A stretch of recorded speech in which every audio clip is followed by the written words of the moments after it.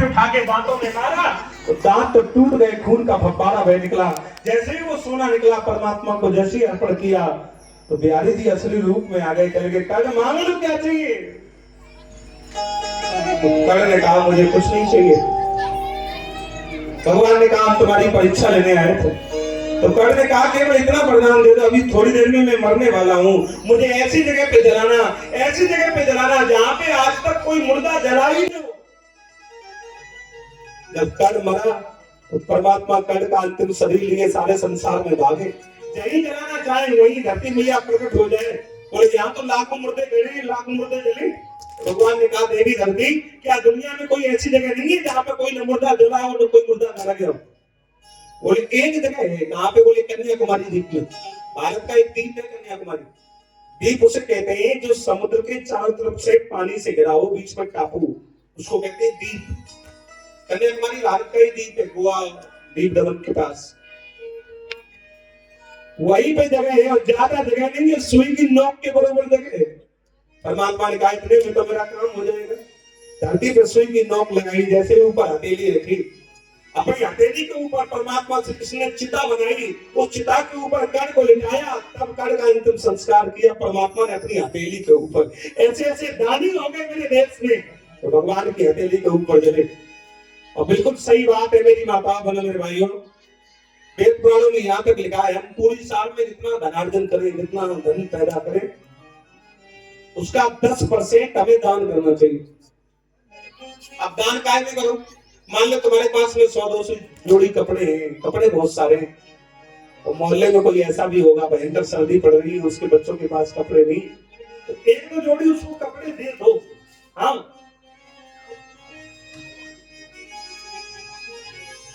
आपके घर में 100-200 कुंटल गेहूं भरे हैं, तो मोहल्ले में कोई ऐसा भी होगा जिसके बच्चे भूखे मर रहे हैं, तो उसको दे दो 50-60 किलो गेहूं या आटा दे दो, है ना। चलो यहाँ दान नहीं करना है, न करो, कोई बात नहीं। तुम्हारी बहन है, भांजी है, घर के बूढ़े माता पिता है, तुम्हारी नौकरी अच्छी लग गई है ना। अब मैया तुम्हारे पास में नहीं रहती है, गाँव रहती है, तो जब गाँव जाओ तो चुपचाप मैया के हाथ में 1000-2000 रुपए रख दो। हाँ, वो कहीं दूसरी जगह खर्च नहीं करेंगी। जब तुम कोई बड़ा काम करोगे ना, कोई मकान लोगे या प्लॉट लोगे, तो वही बूढ़ी माँ टूटा हुआ बक्सा खोजती है और उसमें से 10,000 रुपए निकालेगी, कहेगी बेटा तूने 1-1 हज़ार करके दिए थे, मेरे वो इकट्ठे कर दिए थे, ये भी दे दो। भैया ऐसे दान करना है तो ऐसे दान कर लो, और अगर ऐसे दान नहीं करोगे तो हॉस्पिटल में एडमिट रहोगे 15 दिन, 20 दिन, 1 महीने, और डॉक्टर 28 टांगे लगाएगा, 28, और बिल बनाएगा 95,525। तो तुम डॉक्टर से ये कह देना कि ऊपर वाले कम कर दो ना, जितना बिल है पूरा, तो शरीर की भी हालत खराब होगी और पैसा भी गया। हाँ, पता है समझदार लोगों का काम क्या होता है? सुनो, नाव में जब जल भरे घर में बारेदा, दोनों हाथ उलीचिए ये सज्जन के काम।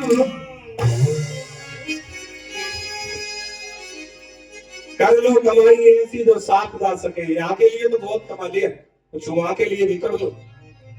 हाँ भैया, अब देखना, तो कुंती को 5 वरदान मिले थे। अब बात समझ में आ गई होगी। जब शादी हो गई तो गांधारी के पेट में बालक जरूर था, लेकिन कुंती ने एक दिन धर्मदेवता का आह्वान कर दिया। जैसे ही धर्मराज आए, धर्मदेवता आए, तो कुंती ने कह दिया मेरे पेट में गांधारी से पहले बेटा जन्म ले। तो गांधारी का जो पेट में था वो तो पैदा नहीं हुआ, कुंती के यहाँ युधिष्ठिर पहले पैदा हो गए। अब बात समझ में आ गई होगी, वरदान मिले थे भैया कुंती को। तो जैसे ही पूरे गांव में पता चला कि कुंती के बेटा हुआ है, कुंती के बेटा हुआ है, सब लोग तो जय जयकार कर रहे हैं, बड़ी खुशी मना रहे हैं, लेकिन गांधारी को बड़ा बुरा लगा। गांधारी को इतना बुरा लगा, जो मेरे पेट में था वो पैदा नहीं हुआ, और कुंती के पेट में तो था ही नहीं, वो कहां से पैदा हो गया। गांधारी ने दोनों हाथों में पत्थर उठाए और अपने पेट को पीटने लगी।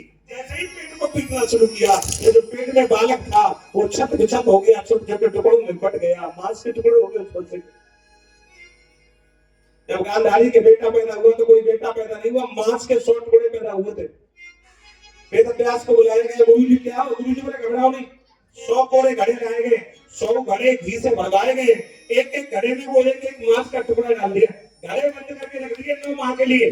जैसे ही 9 माह का समय बीता, 100 घड़े धड़ाम से टूट गए, एक एक घड़े से एक एक लड़का पैदा हुआ। ऐसे पैदा हुए थे कौरव 100 भाई। तो अगर आप 100 भाइयों को नहीं जानते होंगे तो जो सबसे बड़ा वाला था उसे तो दुनिया जान गई। बड़े वाले का नाम था दुर्योधन। ये नाम ऐसे है, ये नाम बदनाम हो गए। माता मैंने आज भी ये नाम नहीं रखती अपने बच्चों के, ये बदनाम हो गए ना।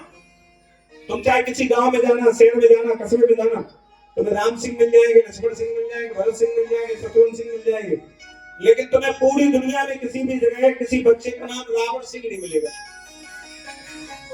किसी का नाम है रावण सिंह? हाँ, कोई मजाक में कहने लगी वो अलग बात है, कोई भी माँ अपने बच्चे का नाम रावण नहीं रखती।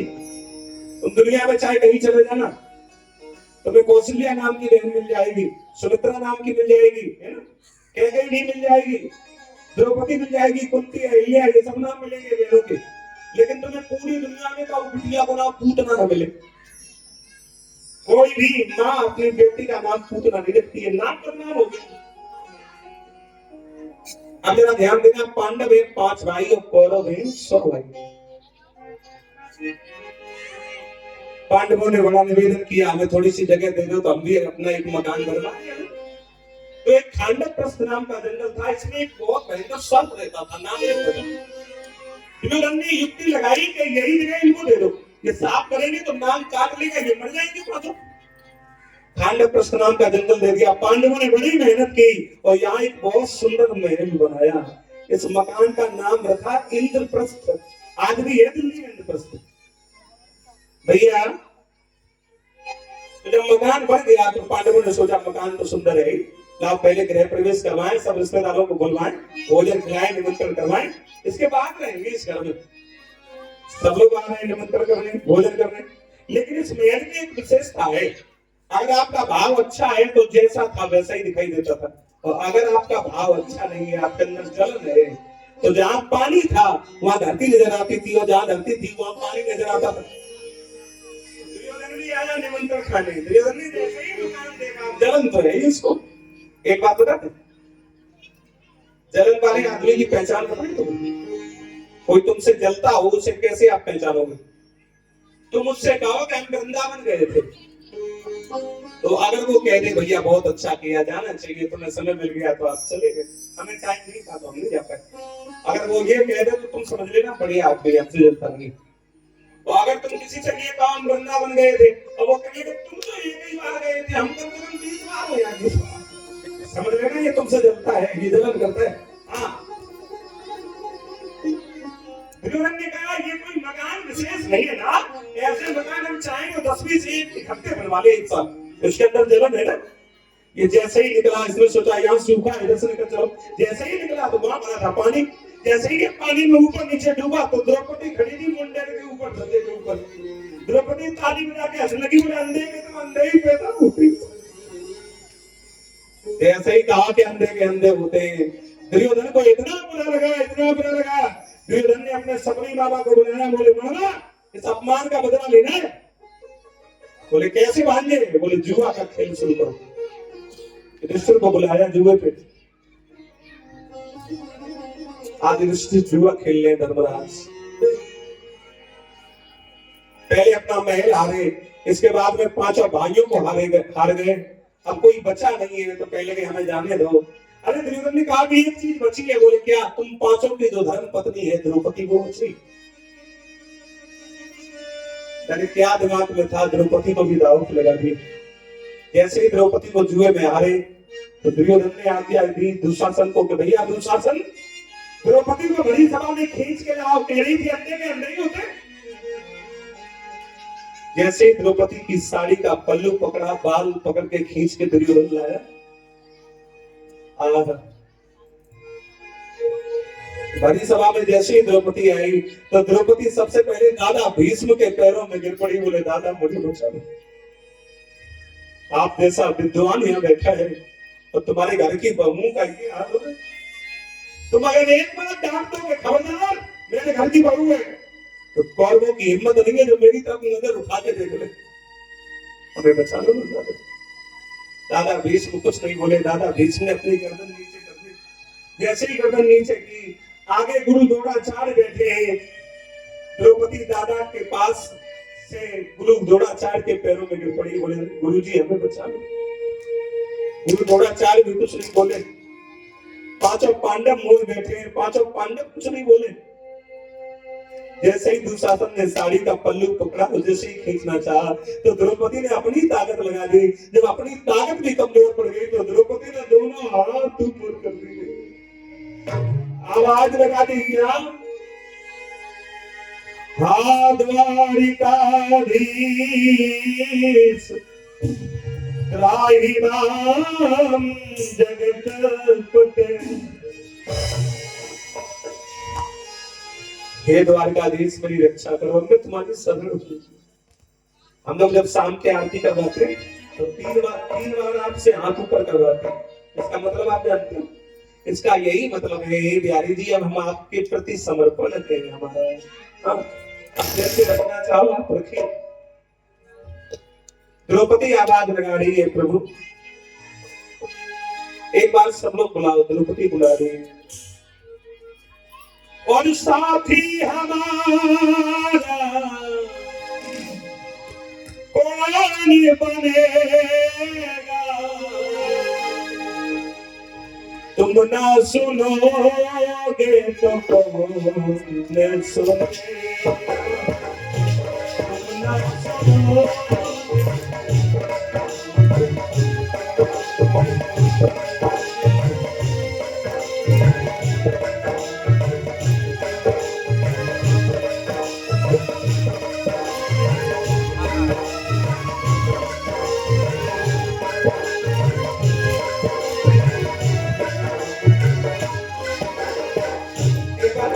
जाओ सब लोग जाए, क्या कहोगे बिहारी? पानी है सबके ऊपर, मुसीबत पड़ी गई है, आज हमको तुम्हारी जरूरत पड़ी गई है। पानी है सबके ऊपर, मुसीबत पड़ी गई है, आज हमको तुम्हारी जरूरत पड़ी गई है। पानी है सबके ऊपर, मुसीबत पड़ी गई है, आज हमको तुम्हारी जरूरत पड़ी गई है। पानी है सबके ऊपर।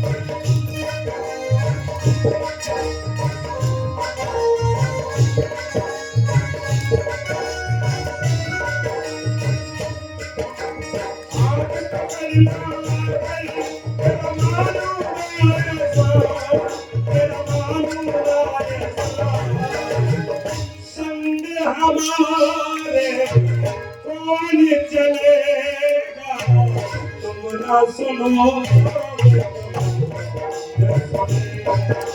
तुम ना सुनो।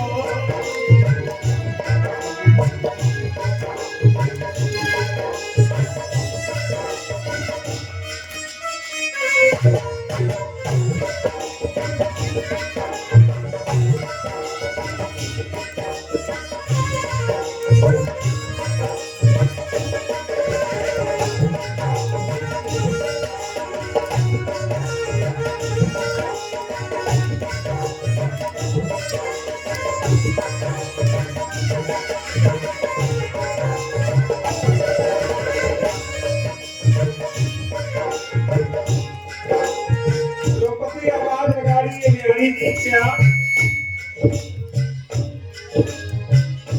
आ गया दर्पण सवारी हो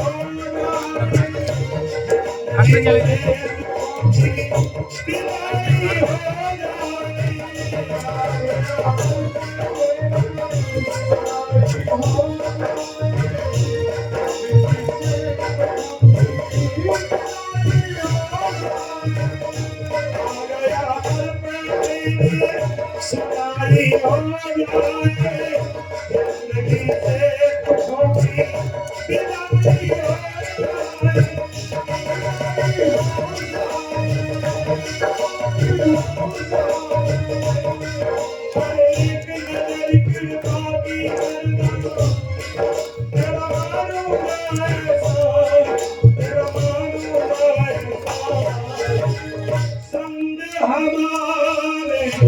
कौन चलेगा तुम न सुनो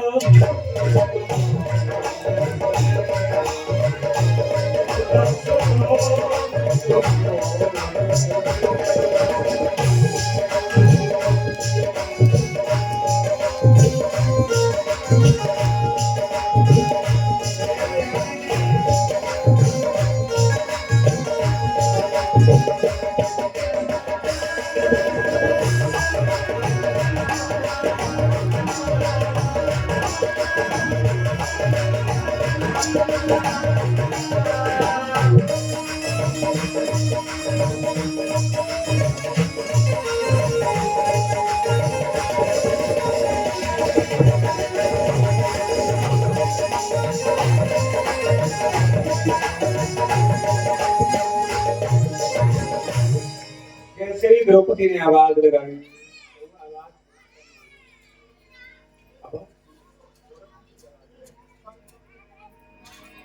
जैसे ही प्रार्थना की द्रौपदी ने भैया, और परमात्मा जैसे ही आए, फिर तो लिखने वालों ने लिख दिया साड़ी विच नारी है, नारी विच साड़ी है, साड़ी की नारी की साड़ी। अरे दुशासन का बल घट गया, लेकिन बहन द्रौपदी की साड़ी का किनारा नहीं है भैया। इसके बाद में पांचों पांडवों ने 12 साल वनवास किया, 1 साल अज्ञातवास पूरा किया। फिर पांडव जब लौट के आए, कहा प्रभु उस जुआ में बेईमानी हुई थी, अब हमारा आधा राजपाट वापस दिलवा दो।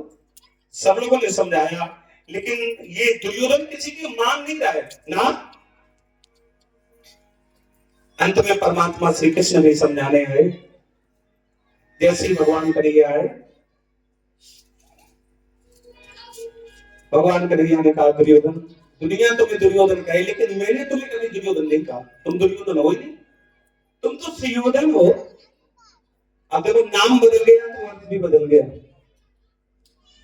दुर्योधन का मतलब होता है दुर माने बुरा, यो माने जो, धन माने धन। तो माँ बाप की पाप की कमाई है, उसको कहते हैं दुर्योधन। और सुयोधन माने सु माने सुंदर, यो माने जो, धन माने धन। आप तो सुयोधन हो। दुर्योधन हंसने लगा, कहने लगा द्वारिकाधीश प्रभु देखो हम मुंह के खराब है, लेकिन हम पेट के बहुत साफ है। कन्हैया बोले हाँ बहुत साफ दिखाई दे रहा है, पांडवों का सब हिस्सा दबाई बैठा, कह रहा पेट के साफ है। भगवान ने बहुत समझाया, बोले ऐसा करो, पांडव 5 भाई हैं, 5 भाइयों को 5 गांव दे दो। तो पहले तो ये तैयार हो गया कि 5 गांव तो हम दे देंगे, लेकिन जैसे ही हस्तिनापुर की बात आई तो उसने मना कर दिया और स्पष्ट कह दिया, बोले सुनो द्वारिकाधीश, सूचियग्रम नयोदास्यामि बिना युद्धेन के सब। हम बिना युद्ध के सुई की नोक के बराबर जगह नहीं दे रहे। तुम 5 गांव की बात कर रहे हो। भगवान श्री कृष्ण कह लगे भाई तो कर लो युद्ध कर। परमात्मा ने यहाँ पे विदुर जी पे कृपा की। दुर्योधन ने कहा ऐसा करो, पंचायत की बात खत्म करो, मेरी मैया ने तुम्हें 56 प्रकार के भोग बनाए, तो चल के आप भोजन कर लो। कन्हैया बोले भोजन 2 शर्तों में होता है, याद रखना, बड़ी प्यारी बात कही। भोजन कहाँ होता है, या तो खिलाने वाले के अंदर खिलाने की भूख हो तो भोजन होता है, और या फिर खाने वाले को भूख लगी हो तो भोजन होता है। जैसे हमें तुम्हें बड़ी और भूख लगी हो तो सामने वाला 4-5 गाली भी दे दे, फिर भी खाना पड़ेगा, मजबूरी है ना, भूख लगी इसकी। और तुम अभी घर से खा के निकले हो और तुम्हारा कोई मित्र रास्ता में भोजन कर रहा हो और तुमसे कह दे भैया तुम्हें मेरी कसम हो, चाहे एक ही और खाओ, खाना पड़ेगा ना, वो कसम दे दे। तो खिलाने वाले के अंदर भूख होनी चाहिए, या फिर खुद को भूख लगी तो भोजन होता है। भगवान श्री कृष्ण ने कह दिया दुर्योधन बुरा मत मानना, ना तो तुम्हें खिलाने की भूख है ना हमें खाने की भूख है, हम तुम्हारे यहाँ भोजन नहीं करेंगे। फिर बोले आज मेरा तुम्हारे गांव में एक लोगों के यहाँ निमंत्रण है। बोले कहाँ निमंत्रण है? बोले विदुर चाचा के यहाँ पे। और विदुर इस समय बड़े गरीब हैं, टूटी फूटी झोपड़ी में गुजारा होता है, खुद के खाने के लाले। विदुर जी पीछे खड़े थे। विदुर जी कहने लगे क्या बाबला हो गया, मैंने कब कहा कि मेरे घर में निमंत्रण है? कन्हैया बोले चाचा झूठ मत बोलो, जब मैं द्वारिका से चला था तो आपने चिट्ठी लिख के डाली थी और चिट्ठी में लिखा था कि द्वारकाधीश जब आप हस्तिनापुर में आओ तो सबसे पहले निमंत्रण मेरे घर में करना। विदुर जी जान गए मैंने तो कुछ नहीं कहा, ये कोई मन से बात बना रहे, लेकिन अगर इसने कह दिया कि अब आना है तो ये आएगा जरूर, तो चलो चल के कुछ व्यवस्था कर लो। विदुर जी बाजार में भागे, कहीं से उधार माखन ले रहे, कहीं उधार मिश्री ले रहे हैं। भैया उसे मिश्री बहुत अच्छी लगती है, माखन बहुत अच्छा लगता है, आज दे दो, फिर पैसे दे देंगे सबके। और विदुर जी एक शॉर्टकट वाली रास्ते से भागे और विदुर जी नहीं पहुंच पाए, उससे पहले ही परमात्मा श्री कृष्ण विदुर जी की मढ़ैया के पास पहुंच गए। विदुर जी के जो घर से विदुरानी वो नहा रही थी, भगवान ने टटिया लगी है, भगवान ने टटिया पे आवाज लगाई, चाची टटिया खोलो। चाची बोले अभी नहीं खोलूंगी। क्यों? बोले अभी भी नहा रही हूँ और नहाने के बाद मैं 5 घंटे पूजा करती हूँ अपने द्वारकाधीश प्रभु की, इसके बाद किसी से मिलती हूँ। तो भगवान कन्हैया ने कहा चाची जिसकी तुम 5 घंटे पूजा करती हो अगर वही दरवाजे पे खड़ा। भागवत जी में लिखा है चाची नहा रही थी, चाची ने कपड़े भी नहीं पहने, दौड़ के भाग के आई, जैसे ही टटिया खोली तो परमात्मा श्री कृष्ण ने अपना पीतांबर लिया और पीतांबर चाची को उड़ा दिया। चाची भीतर लेके आई, बोले तुम तो यहाँ बैठ जाओ। नहीं नहीं तुम्हारे कपड़े अच्छे, यहाँ मत बैठो, तुम तो यहाँ बैठ जाओ। नहीं यहाँ मत बैठो। चाची ने एक कोने में साड़ी का पल्लू बिछा दिया, तुम तो यहाँ बैठ जाओ। बुरा मत मानना मेरी माताओं, बोलो मेरे भाइयों, पैसे वाले से जो गरीब होता है वो व्यवस्था करता है, गरीब सम्मान करता है। हाँ एक बार हम कथा भागवत कहने जा रहे थे उन्नाव की तरफ, तो जिस गांव में मुझे कथा कहने जाना था उस गांव से 2 किलोमीटर पहले मेरी गाड़ी में कुछ खराब हो गया। तो जो भैया गाड़ी चला रहे थे हमने कहा जरा देखो क्या खराब हुआ है। वो गाड़ी खोल के देखने लगे और जिस गांव में जाना था वो 2 किलोमीटर रह गया था गांव। तो वहां पे मेरी कथा के होर्डिंग लगे थे, बैनर लगे थे बड़े बड़े। एक बूढ़ी दादी आई, वो कभी हमारा चेहरा देखे, कभी वो बैनर में फोटो लगी थी हमारी उसको देखे। अंत में उनसे रहा नहीं गया, हमसे कहने लगी बेटा वो जो बगल में गाँव है उसमें भागवत हो रही है, आज से तुम ही कहोगे भागवत क्या? हमने कहा हाँ चाची हम ही कहेंगे। अरे फिर मैं क्या बताऊं आपको साहब। तो बूढ़ी भैया अपने घर से एक टूटी सी चारपाई ले आई, उसमें फटी सी दरी बिछा दी और भीतर गई है, गुड़ ले आई, एक कटोरी में एक गिलास में पानी ले आई। बोले पानी पी लो आप। तो जानते उस माँ का वो गुड़ मुझे 56 लोग से भी अच्छा लगा। वो भाव ऐसा वो प्रेम है। जैसे ही घर में आए द्वारका